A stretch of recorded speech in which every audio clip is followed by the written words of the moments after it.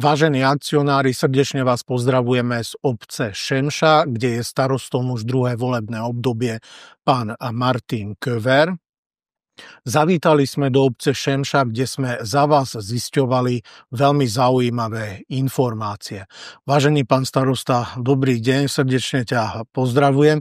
Ďakujem veľmi pekne, že si na nás našiel čas. Ja som sa ťa chcel opýtať, vážený pán starosta, že potom, čo obec Šemša vstúpila do dlhopisového programu garantovaných výnosov Východoslovenskej vodárenskej spoločnosti a zamenila si kvázi všetky svoje akcie za dlhopisy Voda spieva Rímska jednotka okrem jednej, tak v zápätí po ukončení transakcie požiadala o spätnú výmenu jedného dlhopisu za ďalšiu akciu, takže obec Šemša v súčasnosti vlastní dve akcie Východoslovenskej vodárenskej spoločnosti. Prečo ste sa tak rozhodli? No, v našom prípade to bolo pri schvaľovaní toho vstupu s dvomi poslancami trošku ťažšie. Oni veľmi tomu programu neverili. Aj pri konzultácii mali sme k tomu asi 3 alebo 4 sedenia.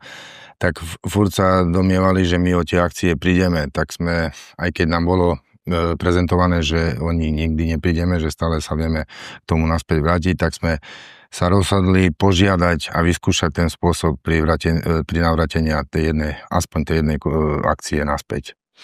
Pán starosta, ako celý ten proces tej spätnej zámeny prebiehal? No tak proces bol pomerne. Zo začiatku sa zdalo, že to je zložité. Vytvorili sme si nejaké svoje vlastné uznesenia, ale pre istotu sme sa obratili na vodárenskú spoločnosť s tým, že aby to bolo legislatívne správne a predsa majú právnikov, aby nám pomohli naformulovať uznesenie, ktoré sme následne potom na zastupiteľstve prijali. A celý proces vlastne už sprocesovala VVSK až ku vráteniu tej jedného kusu akcie, ktorú som osobne prevzal potom u vás na závode. Pán starosta, teda aký je prvý krok, ak by nejaký akcionár si chcel naspäť kvázi zameniť svoje v súčasnosti už dlhopisy naspäť za svoje akcie? Čo by mal urobiť podľa teba v prvom kroku? V prvom kroku by bolo najlepšie osloviť klub akcionárov a oni sa o všetko vedia postarať, pomôcť, pripraviť do zastupiteľstva veci, následne zmluvu, potom odpredaj toho dlhopisu za akciu. Proste prvý krok, keď chce niekto sa k tomu dostať späť, osloviť klub akcionárov. Pán starosta, aká bola cena tej jednej akcie?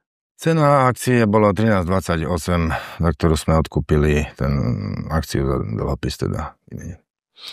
Ďakujem. A ešte tie zbežné naše klasické otázky.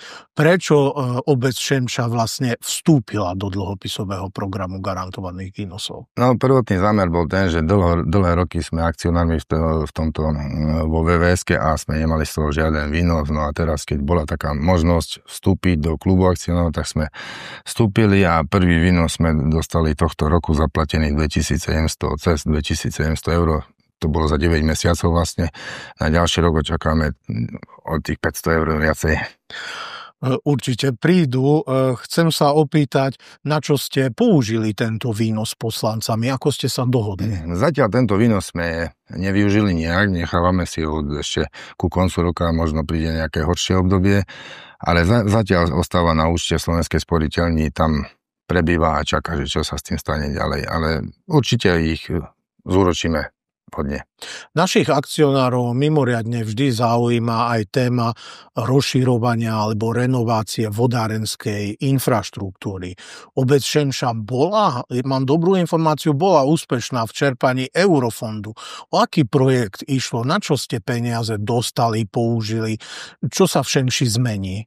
Áno, boli sme úspešní, tak hovoríš, v environmentálnom fonde sme si podali žiadosť na intenzifikáciu a rozšírenie čističky odpadových vôd a taktiež na rozšírenie kanalizačnej siete v našej obci, kde nám chýba nejakých 360 metrov ku plnému odkanalizovaniu obce. Čiže zatiaľ peňažky už máme tiež na účte, Slovenskej sporiteľni, ale ešte čakáme na dodatok číslo 1 a potom môžeme začať vlastne s realizáciou tohto diela našho veľkého lepého.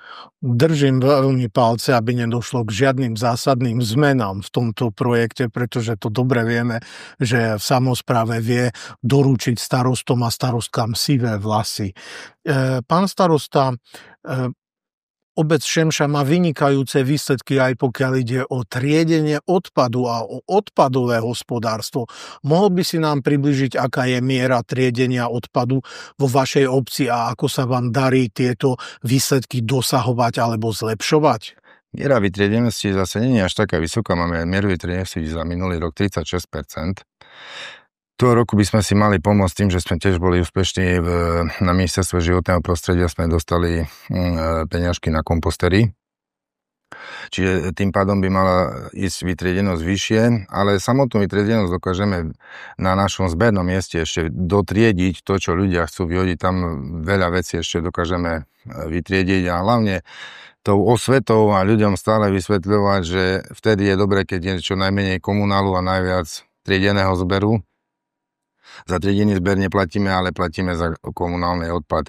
Čiže aj vyzývam všetkých, aby pristúpili tej našej environmentálnej politike tak, aby fakt sme, na to sú tie zberové spoločnosti, aby tie separované zbery boli čo najväčšej miere vytriedené od komunálneho odpadu. Tam do komunálu vlastne, keď človek poriadne separuje, nemá čo dať.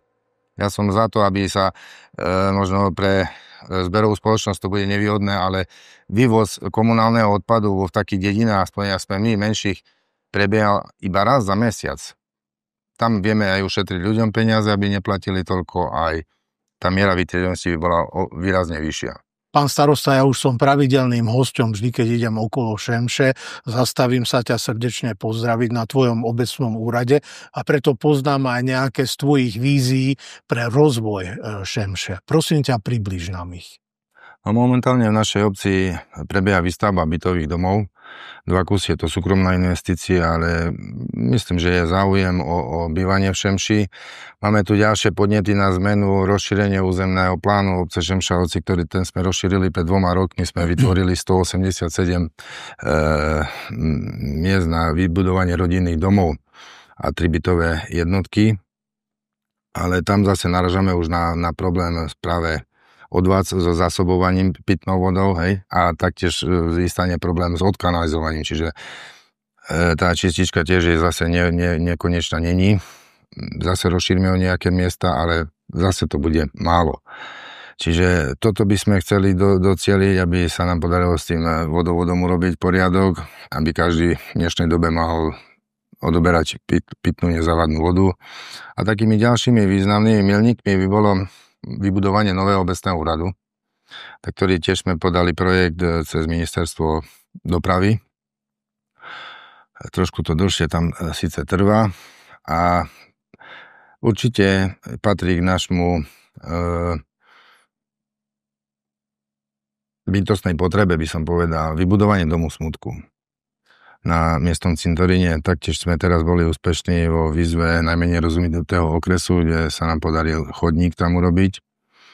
Čiže toto tam už zveladiť, aby aj ten konečný odchod z tohto sveta bol pomerne dôstojný, tak ako sa to patrí na modernú dobu dnešnú. No a samozrejme rozvoj infraštruktúry, cesty, chodníky a tak ďalej. A jeden veľký sen máme, možno dúfajme, že sa raz plní, vybudovať novú koľkareň pre našich športovcov, ktorí hrajú prvú ligu na Slovensku s takými mužstvami, ako je Podbrezová, Trstená, Šariš, také milníky koľkarstva na Slovensku.